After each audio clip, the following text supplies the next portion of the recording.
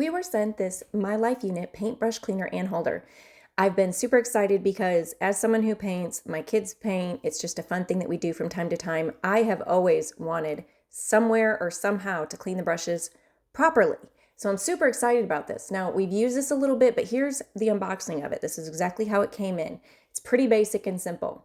Honestly, this makes your painting setup way less chaotic. Everything is in one place now. The brushes, the water, and even a little palette is built right in. It's one of those things you don't realize you need until you actually have it. The water basin is a really good size, and the grooves do a nice job helping clean the paint out of the bristles without having to scrub them against the bottom of a cup. The brush holder slots are super handy too. This keeps the brushes from rolling around or getting damaged while they dry.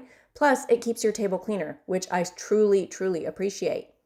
The palette isn't anything fancy, but it's convenient and easy to rinse off, which is a fabulous thing.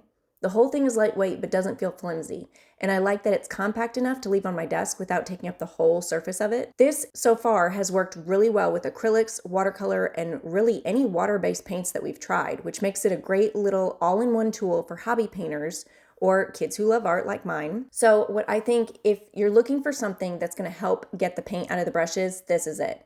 If you want something with separate brush slots that keep everything organized and upright, this is it. If you're looking for a built-in palette that's super convenient, again, this is it.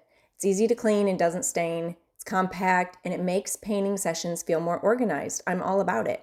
If you paint often and want something that keeps your space tidy and your brushes in better shape, this is a really practical little organizer. It's simple and expensive and actually useful, which is all I'm really looking for in an art tool. And if I would have had it before, maybe this brush wouldn't look as bad as it does here.